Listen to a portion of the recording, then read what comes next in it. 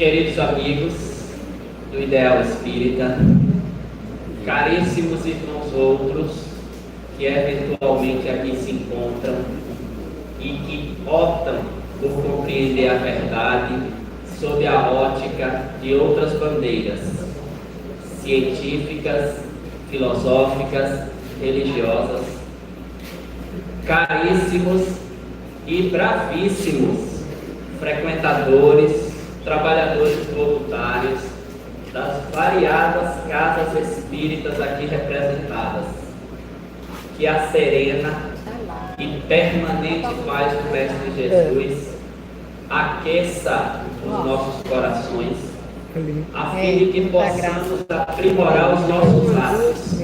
Obrigado. E que esta mesma paz, não a paz do mundo, a paz que o Cristo nos legou e que João Evangelista registrou. A minha paz eu vos dou, mas não a dou como o mundo a dá. Que esta paz ilumine o nosso discernimento, esse departamento delicado da mente, responsável pelas nossas tomadas de decisões, para que, iluminados pela paz do Cristo, nós possamos escolher sempre pelo bem, pelo bom, pelo belo, pelo nobre, pelo justo. Enfim, que escolhemos sempre pela lei de Deus.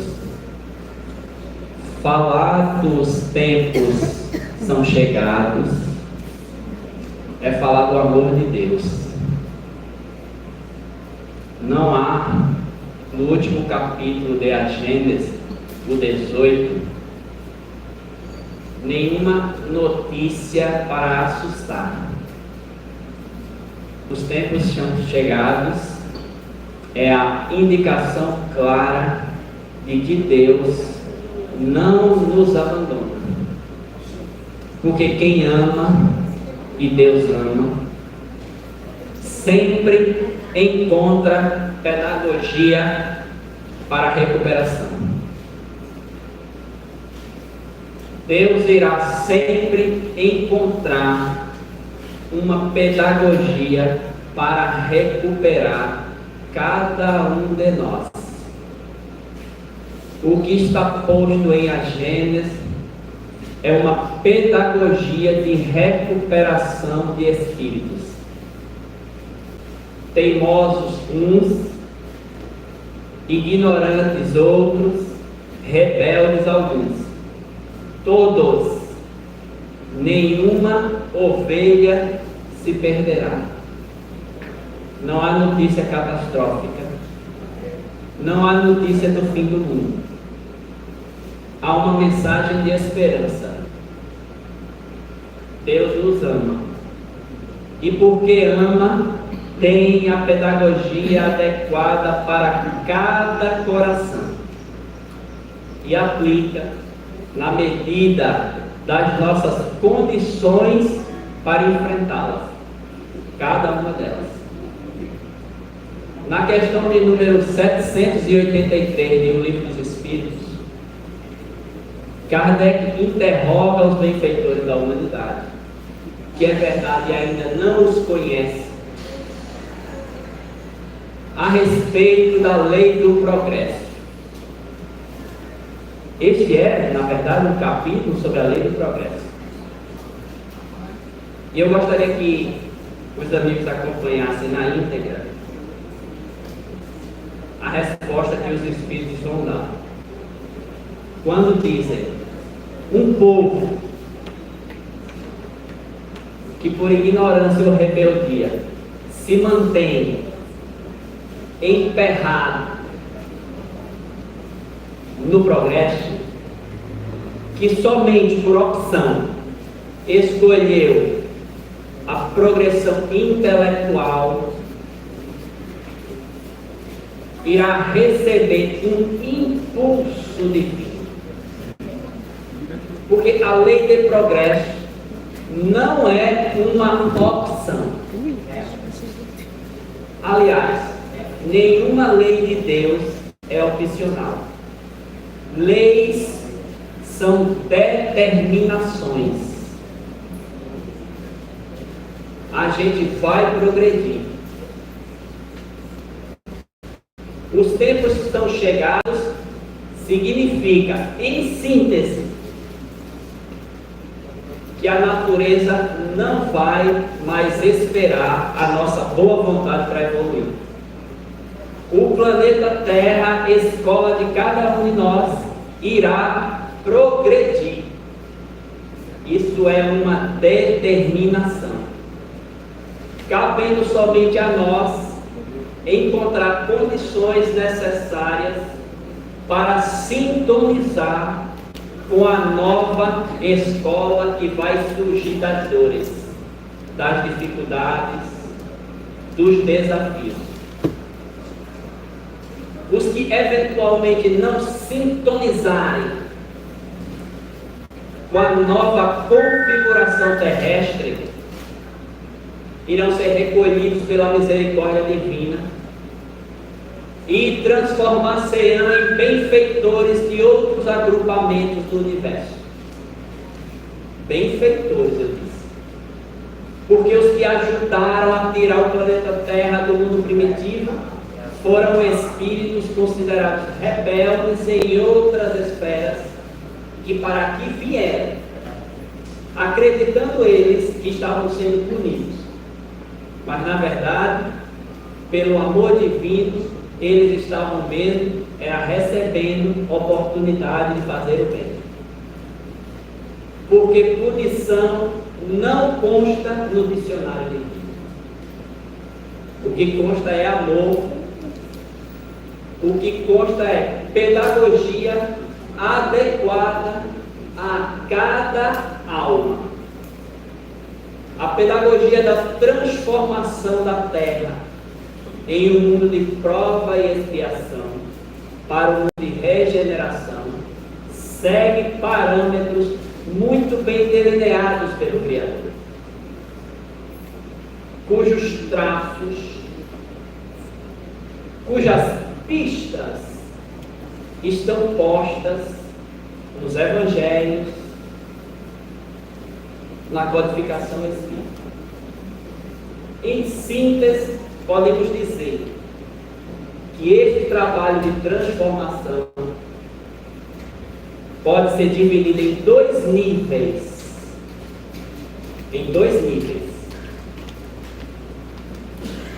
Cada um dos níveis com duas etapas. Então são dois níveis, duas etapas cada. Temos então 4 degraus que não necessariamente estão hierarquizados e que precisam ser vencidos um por vez, mas que estão ocorrendo paralelamente. O primeiro degrau está bem documentado por Mateus, no capítulo 13, versículo 24 do seu Evangelho. Quando Jesus irá pronunciar a parábola do joio e do trigo. É uma parábola aparentemente despretensiosa, mas que fala muito delicadamente aos nossos corações nos dias de hoje. Diz o Mestre Jesus que o reino dos céus é semelhante a um homem que tem uma vinha e emprega seus trabalhadores para que pudessem nesta vinha plantar trigo. E terminada a tarefa, narra Jesus, terminada a tarefa da plantação do trigo, os homens deitam-se para o repouso. Mas durante o repouso, alguém infiltra-se na gleba na plantação e semeia ali o joio. O joio é uma plantação típica da Palestina, que se parece muito com o trigo. E qualquer agricultor daquela região precisa ser experiente para separá-lo, para discernir entre o joio e o trigo. Uma vez que os auxiliares identificaram a presença do trigo que acabara de ser plantado, recorreram ao Senhor, dizendo-lhe: queres que arranquemos o joio da plantação?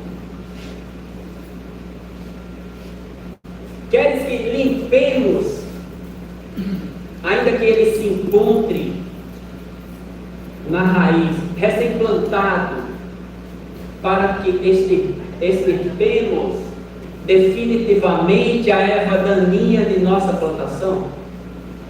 Quantos de nós gostaríamos de arrancar definitivamente, ainda no nascedouro, o mal que se enraiza, por vezes, no nosso ambiente profissional, em nossa residência, no seio da nossa família? Quantos de nós gostaríamos de arrancar assim que ele desse os primeiros sinais? Quantos de nós gostaríamos de arrancar o joio que por vezes se enraiza dentro das nossas instituições espíritas e religiosas em geral? Então levaram a proposta para Jesus, levaram a proposta para o Senhor. Essa é uma parábola. E na parábola Jesus diz assim: não, deixa crescer. Parece contraditório. Parece uma ação de desleixo. Parece uma ação de quem não está identificando o mal. Parece uma ação de quem não percebeu que o mal foi plantado. Inocente acredita que a gente não está vendo que o mal, por vezes, está sendo plantado do nosso lado. Ingênuo é quem acredita ser possível plantar o mal dentro da doutrina espírita e os trabalhadores fiéis não perceberem. Ingênuo é acreditar que a gente não está vendo. Deixa crescer, a parábola diz.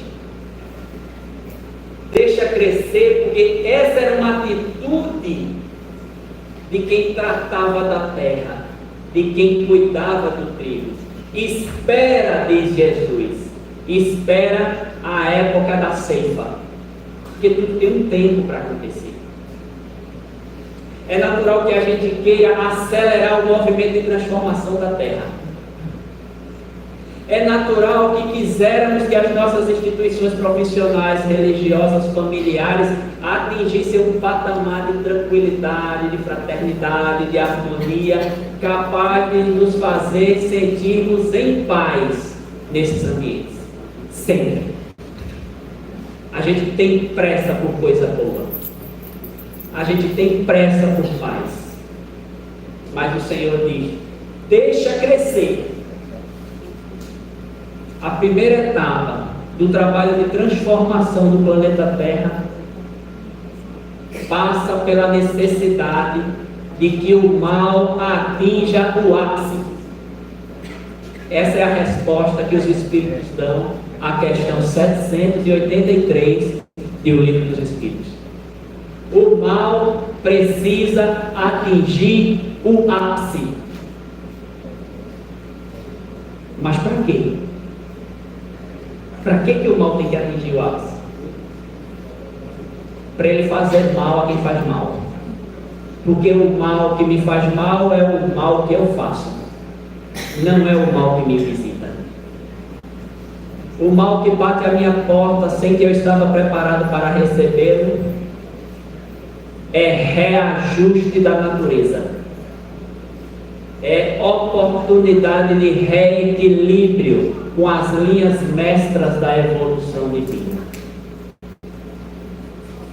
André Luiz narra no capítulo 17 da obra Missionários da Luz, que estava com o benfeitor Alexandre, capítulo 17, preparando-se para mais uma das suas discussões. Alexandre, o instrutor da obra citada, era orientador de um grupo mediúnico aqui no nosso planeta, na nossa faixa vibratória.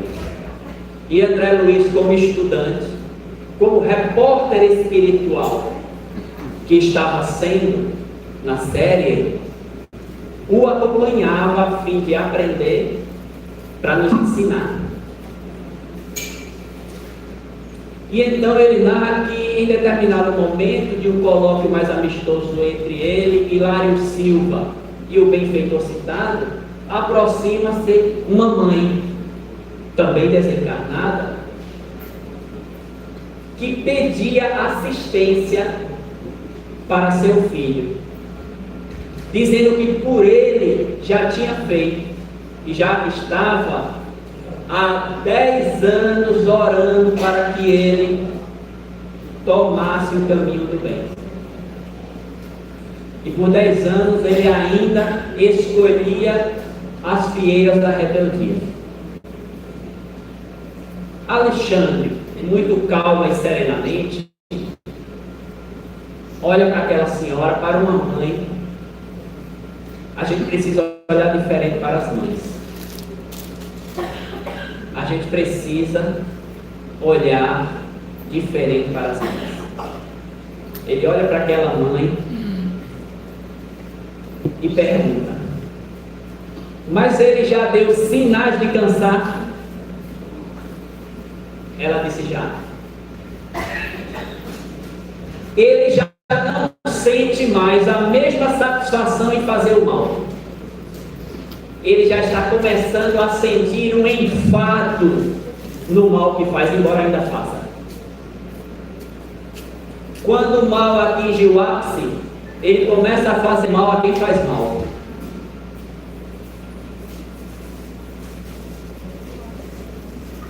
Esse é o primeiro movimento do processo de regeneração do planeta, indicado por Jesus, verificado nos nossos dias. Enquanto a gente faz mal e não percebe que está fazendo mal, a gente vai continuar fazendo mal. Não é por desleixo de Deus, não é por falta de amor de Deus, é método de recuperação de espírito, é pedagogia do amor, é forma de recuperar. E então, de tanto equívoco, o homem cansa, ele enfada, ele começa a perceber que todo o lucro empreendido nas suas artimanhas não estão sendo alcançados, porque a paz que temos construído ainda é a paz armada. A gente ainda usa arma para se manter em paz. Mas em breve, toda e qualquer reação contrária à lei de amor vai nos fazer mal, vai nos incomodar. Nesse momento, então, estará dado o primeiro passo para o processo de transformação da humanidade. E eu nem preciso citar outros exemplos de que este mal, se não atingir o ápice, está muito próximo. Vocês não precisam chegar em casa para ver o ápice do mal sendo atingido. Não façam isso para a segurança de vocês. Mas vocês abrirem qualquer aplicativo de relacionamento conjunto no celular de vocês, vocês verão sinais de que o mal está atingindo seu ápice. Não façam isso para a segurança de vocês. Porque a gente nem precisa pedir. A gente nem precisa procurar para ver quantos e tantos desequilíbrios têm sido feitos. Numa clara indicação de que Deus está agindo na transformação do homem. E os sinais do cansaço já estão aparecendo. Nunca o mundo sofreu tanto de depressão. Sinais inequívocos de que não é possível agasalhar culpa por tanto tempo. Nunca o planeta Terra acompanhou tanta crise do pânico. Sinais inequívocos de que o mal começou a me fazer mal. Era isso que Alexandre queria ouvir. Mas outros sinais também serão dados. No fim dos tempos, diz o profeta Joel, vossos filhos e vossas filhas profetizarão. Esse é a segunda ação do primeiro nível de transformação. Vamos revisar o processo de regeneração do planeta, que está posto no capítulo 18 de A Gênesis. Tem 2 níveis, cada nível com 2 etapas, que ocorrem paralelamente. A primeira etapa, o mal precisa atingir o seu ápice. Sinal do amor de Deus indicado por Jesus. A outra etapa, o intercâmbio com o mundo invisível irá se vulgarizar. O intercâmbio com o mundo invisível torna-se-á popular. Hoje, a maioria das pessoas que procuram os cursos de mediunidade não são espíritas. Elas não conhecem as obras espíritas. Elas só sabem que estão fazendo intercâmbio com o mundo invisível. Porque para fazer intercâmbio com o mundo invisível, a gente não precisa ser espírita. Eu sei que talvez isso não seja uma notícia agradável. A maioria dos que procuram os cursos de mediunidade não conhecem espiritismo. Eles conhecem os sintomas que estão sentindo pela vulgarização do intercâmbio mediúnico. Quando terminou o fenômeno das línguas de fogo ocorridas em Jerusalém, muitos daqueles discípulos que falaram nos vários idiomas ali que ali estavam, dando uma clara indicação que é necessário falar de modo que quem escuta possa entender. O Pentecostes falou muito claramente para que a gente modulasse o nosso modo de ensinar aos ouvidos que vão receber. Por isso os discípulos falaram nas várias línguas ali presentes. Mas quando acabou o fenômeno, muitos dos que estavam presentes, descrentes, começaram a dizer que os discípulos estavam embriagados, que aquele não era um fenômeno de vozes do mundo invisível, que tratava-se tão somente de efeito etílico, de consequências do uso exagerado do álcool pelo discípulo. Pedro está lá no capítulo 2 da obra escrita por Lucas, Atos dos Apóstolos, capítulo 2, versículo 17. Pedro, que naquela época já se punha como coordenador, como gerente do grupo, disse: não, calma, para tudo. Não. Dá uma olhadinha, disse Pedro. Dá uma olhadinha no profeta Joel, que diz: nos fins dos tempos, vossas filhas e vossos filhos profetizarão.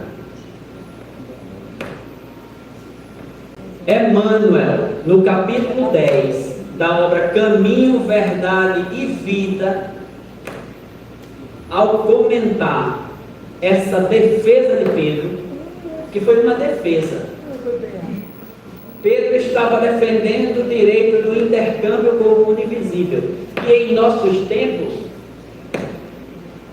já está popularizado, de modo que os centros espíritas não estão dando conta de ensinar todo mundo que precisa. Porque a gente tem uma regra muito clara para estudar mediunidade. Todo centro espírita, a gente cobra que o aprendiz tenha algum conhecimento de espiritismo para adentrar os cursos. A gente diz que para estudar mediunidade é preciso de conhecimento básico na doutrina espírita. Então, que a gente dê esse conhecimento básico. Então, que forneçamos esse conhecimento básico. Que não fechemos as nossas portas. Porque o intercâmbio com o mundo invisível, segunda sessão do primeiro nível da transformação da Terra, está trazendo a realidade da vida para a nossa vida temporária. É o que Emmanuel diz no capítulo 10 do Caminho, Verdade e Vida. A indicação na defesa de Pedro é a indicação de que a mediunidade vai se tornar, como está posta hoje, como instrumento natural de comunicação do homem temporário. Porque sendo a nossa vida verdadeira a vida dos espíritos, possível não seria que somente a alguns esta instrumentalização fosse permitida. Por isso Kardec, em O Livro dos Médiuns, diz: todo mundo é médium em algum grau.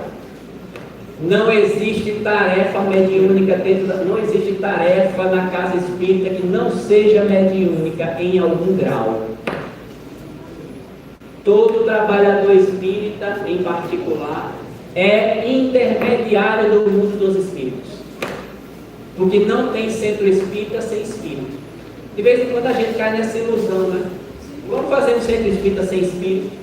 E aí a gente faz o que quer, faz do jeito que quer, acreditando que a cadeira do médium é minha, que a tribuna de quem fala é minha, de que o cargo desta ou daquela função é meu. Eu queria só lembrar vocês que não existe centro espírita sem espírito. Que o movimento espírita tem uma coordenação que transcende as nossas temporárias organizações. Que embora a gente carinhosamente denomine de comissão, de federação, disto ou daquilo, esse é o modo que nós nos organizamos. Há, segundo Humberto de Campos, em Brasil, Coração do Mundo, Pátria do Evangelho, há uma organização que transcende os nossos modos acanhados de se organizar. O intercâmbio com o mundo invisível está disponível para todos, embora alguns ainda se sintam estrelados por falar com os espíritos. É preciso, portanto, é justo, mais do que preciso, é justo que nós espíritas, que temos conhecimentos privilegiados no intercâmbio, é preciso que a gente ensine para quem não sabe. Se os que têm chegado aos nossos centros espíritas não têm conhecimento da doutrina espírita, e é também muito necessário que para ingressarem num curso de mediunidade e numa tarefa na casa espírita, eles se forrem de saber, que nós então possamos organizar cursos básicos para dar saber a quem não tem. para que a gente leve o espiritismo para onde nós estivermos. Não te angustia em trazer a tua causa para o centro espírita. Os tempos são chegados para que nós levemos o espiritismo para a tua causa.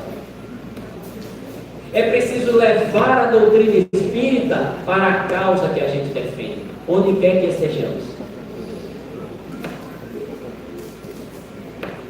Está concluído o primeiro nível do processo de interpretação da transformação do planeta Terra. Primeiro, o mal tem que atingir o ápice. Mas como Deus é misericórdia, nós precisamos de ajuda. E então a mediunidade, o intercâmbio, está disponível para todos nós. Para todos nós.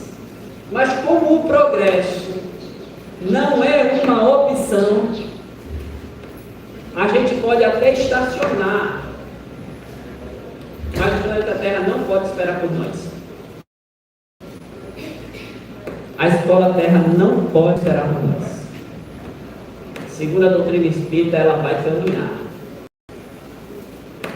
Então Deus vai fazer o seguinte, segundo o capítulo 18 de A Gênesis, e tantas outras indicações da doutrina dos Espíritos, como por exemplo, o capítulo 3º da obra de Manuel Filomeno de Miranda, psicografada por Divaldo Pereira Franco, o capítulo 3, da transição planetária, e eu tenho certeza que essa obra tem aqui embaixo.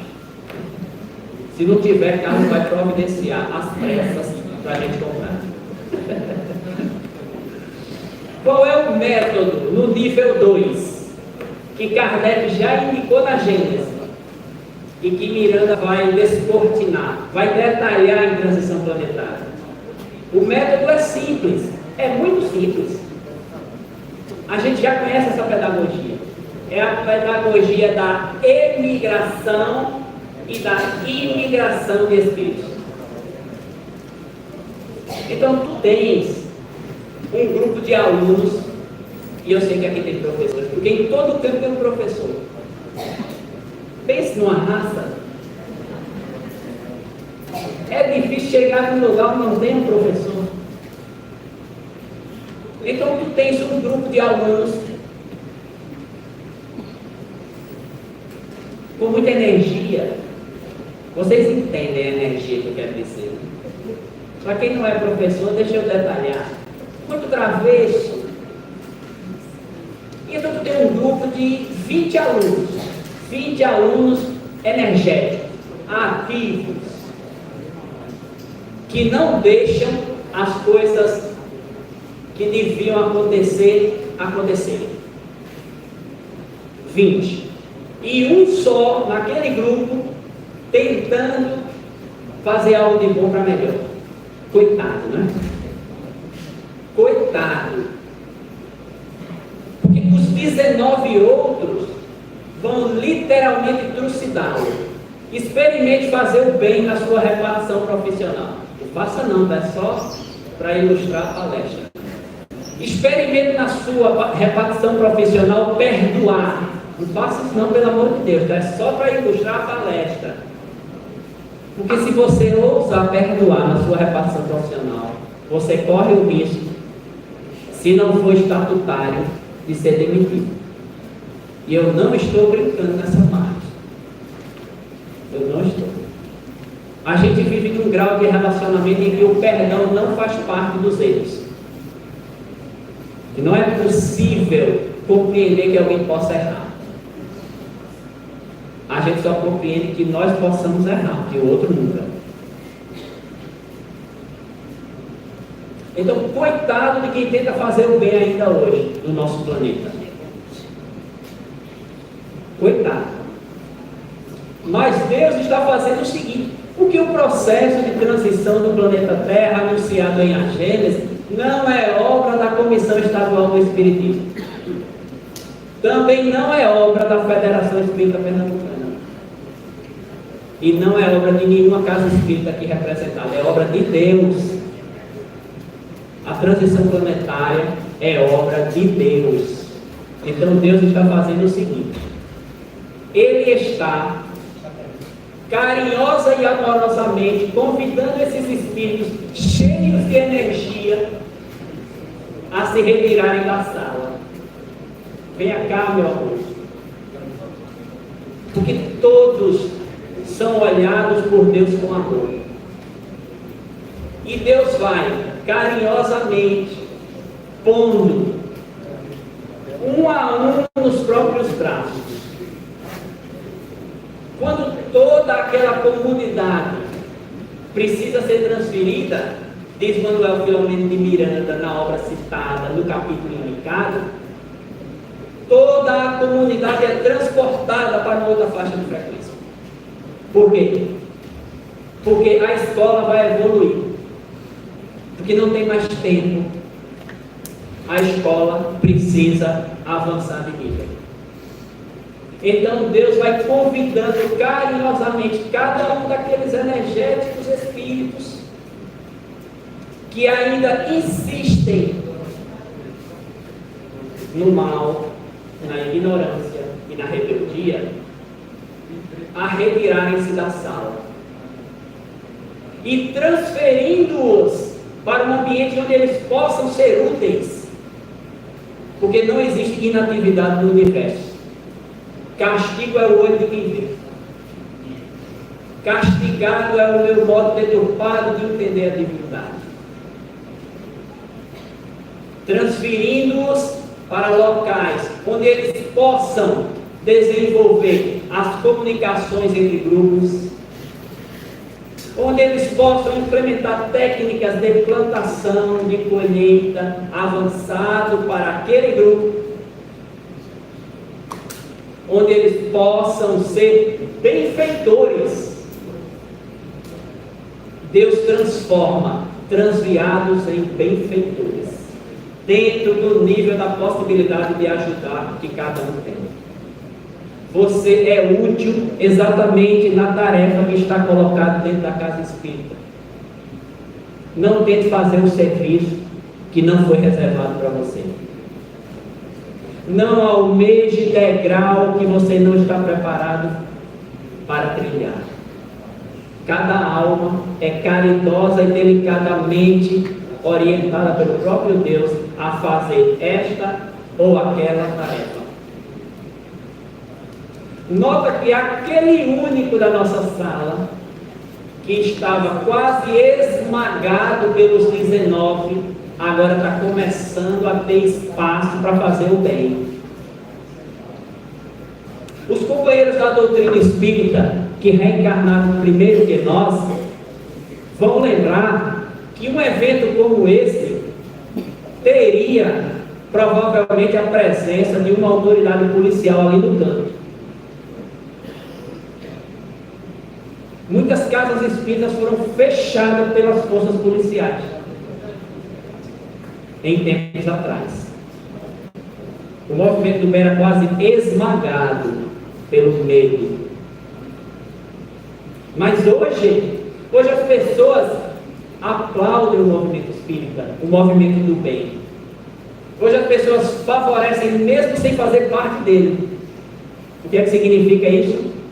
Que algumas daquelas crianças travessas, caridosas e amorosamente, estão sendo retiradas da sala. É o processo de emigração. Somente quem ama faz. Porque quem somente está preocupado com quem faz o bem, expulsa, elimina, risca da caderneta, leva para a coordenação, entrega à diretoria. Não. Deus não vai te entregar a diretoria.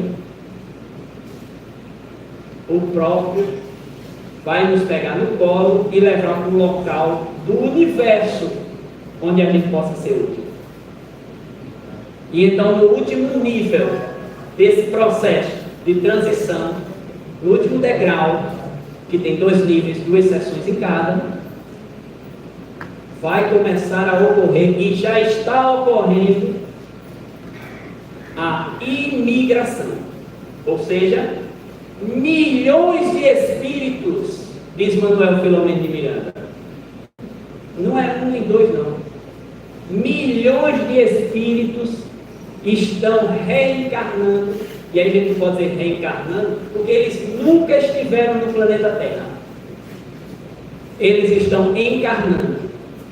Foram convidados pelo próprio Jesus a vir até o planeta Terra para nos ajudar. Por quê? Porque a humanidade é solidária. Eles estão fazendo o papel do filho mais velho, que vem e diz assim: ô menino, por que é que tu quer tudo isso?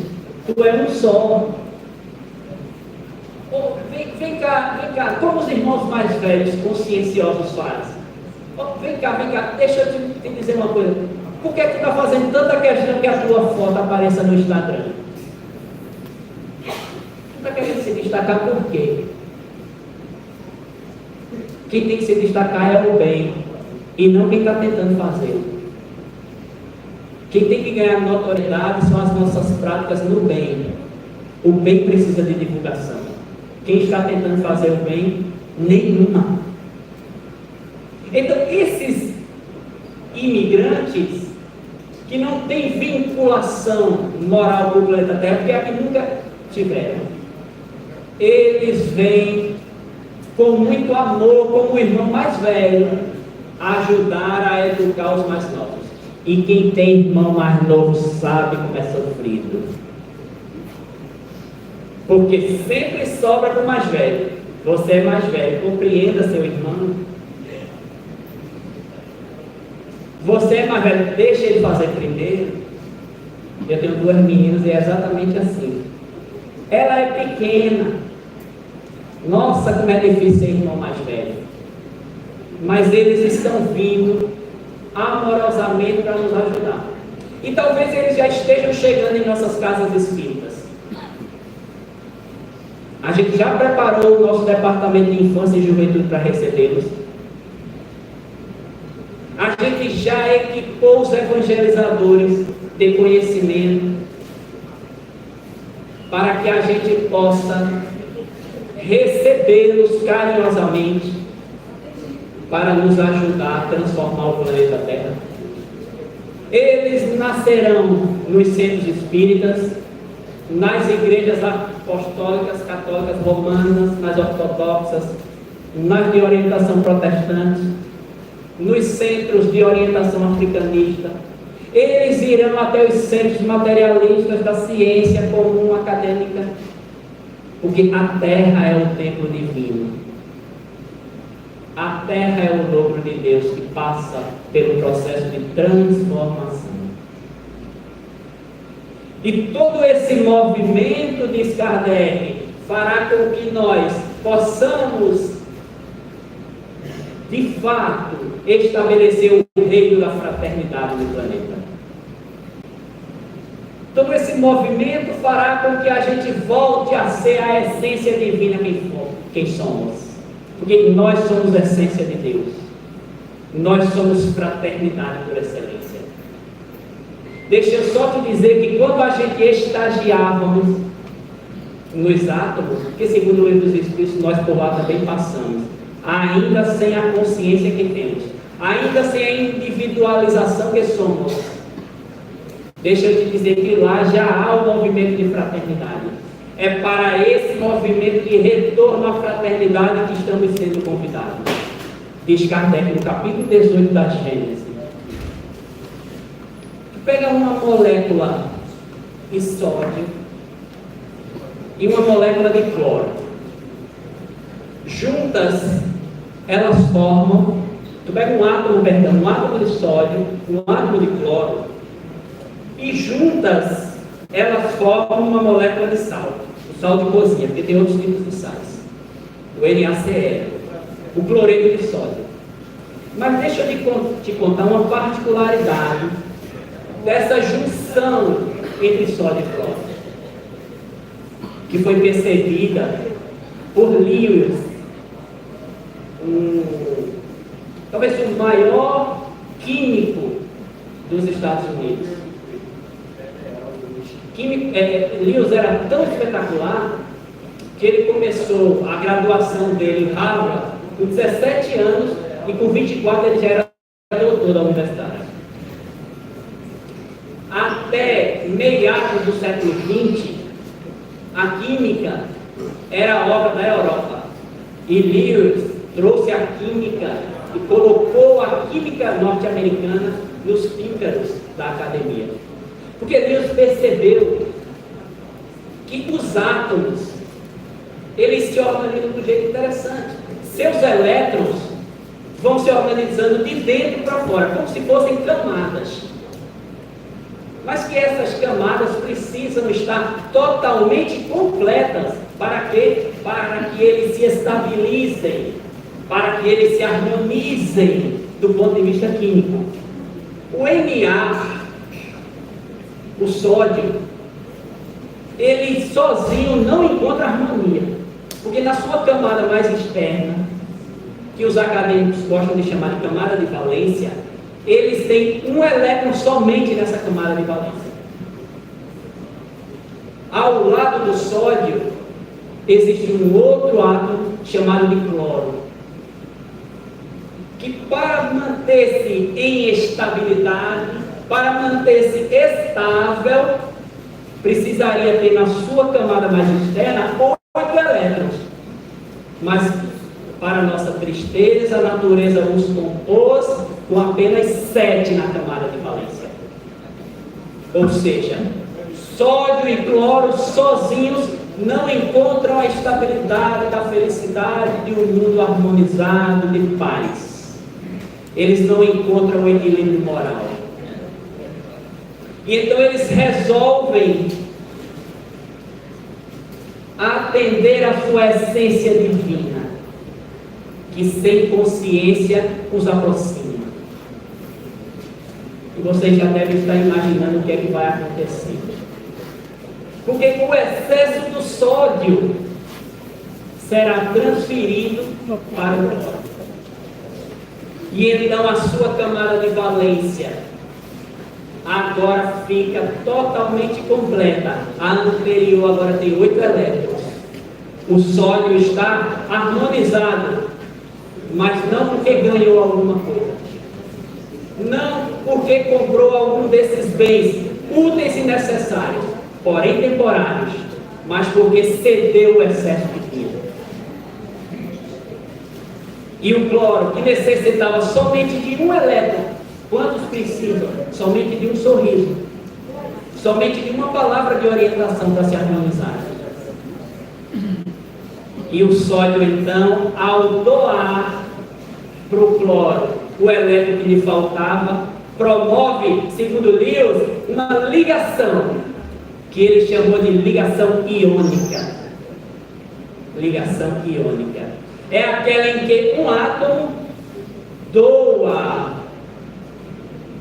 elétron para o outro. E alguém recebe. Porque é preciso ser grande para receber. Se é preciso ter coragem para doar, tem que ser grande para receber. Experimente na casa espírita que você frequenta sentar para tomar sopa ao invés de distribuir. Experimente, ao invés de doar a cesta básica, ir para a fila receber. E aí você vai entender que é difícil doar, mas talvez seja mais difícil receber. Mas Lewis descobriu mais. Eu estou quase acabando, né? Porque quando o Carlos faz esse movimento, a gente tinha combinado que era para dizer para mim que estava acabando o tempo. Vocês notaram, não foi? Carlos fez um movimento aqui, era um sinal. E eu entendi. Mas Lewis percebeu que os átomos, na sua essência divina, fazem mais do que doar. Eles também são capazes de compartilhar o divino. Nossa, como é difícil compartilhar. A gente às vezes consegue doar, mas não consegue compartilhar. Me empresta um livro, tome, fica para você. Nossa, como é que me empresta. Alguém pede um amigo, não uso mais. Alguém pede um objeto nosso, a gente prefere doar do que emprestar, porque emprestar é usar de novo. A gente às vezes tem tanta dificuldade em compartilhar que prefere dar. Vamos olhar o exemplo, a essência divina que há no H2O para nos ensinar, para nos relembrar a fraternidade que está em nós, na doação e no compartilhamento. Vamos olhar, por exemplo, da água, que é uma composição de 3 átomos. De 3 átomos. Hidrogênio, oxigênio e hidrogênio. Isso não é uma revisão do Enem, então não se assuste. Se eventualmente você estava passando aqui na BR, aí você ou para uma escola, talvez esteja acontecendo uma palestra. Então você entrou no lugar certo, tá? É a federal, não é uma revisão do Enem, fique tranquilo, já já a gente continua. O hidrogênio só tem um elétron. Isso foi o camarada do barco. Aliás, o hidrogênio só tem um elétron. Então ele não poderia nem doar, porque se ele doar, ele deixa de existir. O oxigênio tem nas suas camadas mais externas 6 elétrons. Mas ele precisa, para ficar estável, estabilizado, ele precisa de 8. Se o oxigênio for pedir auxílio do hidrogênio para formar água, ele não forma. Ele não forma. Porque o hidrogênio não tem para dar, mas tem para compartilhar. Então o que é que eles fazem? Eles criam uma zona comum de compartilhamento. Onde acompanhe comigo a conta simples. Os 6 elétrons do oxigênio. Dos 6, ele retira 2 e põe na zona de compartilhamento. 1 será compartilhado com o oxigênio, que põe o dele na zona de compartilhamento. Então eu tenho assim a configuração. Eu tenho o elétron do oxigênio, sendo compartilhado com o elétron do hidrogênio. 2 nem do oxigênio nem do hidrogênio. 2 que estão disponíveis para serem compartilhados. Esses 2, quando utilizados pelo hidrogênio, torna o hidrogênio equilibrado, estabilizado. E esses 2, quando utilizados pelo oxigênio, preenche os 8 que o oxigênio precisa. E ele estabiliza. Então o oxigênio o que é que faz? Ele só tem 6, precisa de mais 2 para completar os 8 que o estabiliza. Então ele põe dos 6, 2, um para compartilhar com o hidrogênio e outro para compartilhar com o outro hidrogênio. De modo que ele vai ter a possibilidade de juntar 2 hidrogênios, onde 2 elétrons vão ser utilizados tanto pelo oxigênio como pelo hidrogênio, e os outros 2 elétrons vão ser utilizados tanto pelo oxigênio como pelo hidrogênio. E eu tenho o que Lewis chamou de ligação covalente. É aquela em que os átomos se reúnem e compartilham o que acreditam ser deles. Porque eles também não têm nada. É tudo de Deus. Isso se chama fraternidade no mundo atômico. É esse, segundo Kardec, o trabalho que a doutrina espírita precisa realizar. Que a humanidade precisa realizar. A fraternidade. Como o próprio Kardec dirá, voltaremos à essência divina, de onde saímos, a fraternidade. Isso transformará o planeta Terra. Que Jesus nos abençoe. Que os benfeitores amigos que secundam cada casa espírita aqui representada não desistam de nós.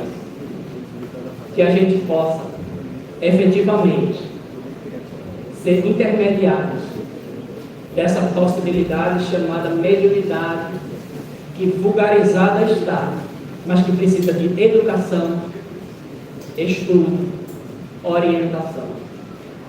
Que percebamos todos esses movimentos da pedagogia divina com o olhar de quem ama, de quem entende que o mal está atingindo o ápice, para que nós saibamos separá-lo do bem. Porque quando o joio está grande, é fácil para o ceifeiro de Jesus. Corta então o joio e lança-o ao fogo. Não o fogo do castigo, mas o fogo da transformação. Porque o fogo é o elemento divino que transforma. Metais sem valor nos metais mais valiosos do planeta. Lança-os ao fogo para serem transformados. Que percebamos que essa mediunidade popularizada é bênção, é misericórdia de Deus, para que percebamos que a vida não tem fim e que nós não somos daqui. E nos preparemos para receber os imigrantes, os nossos irmãos mais velhos, e vamos nos esforçar pelo menos para nos comportarmos perante eles, não é? Para ajudá-los, sendo pelo menos, e quem é irmão mais novo sabe, sendo pelo menos obediente, aceitando a carinhosa e fraterna orientação. Que Deus abençoe vocês, uma boa feira a todos. É uma alegria gigantesca, pessoal, minha e da Federação Espírita Pernambucana, poder participar desse evento. Porque a doutrina espírita é única, a doutrina espírita é de Jesus. O movimento do planeta, o movimento de transformação da Terra é de Deus. Muito obrigado, paz para vocês.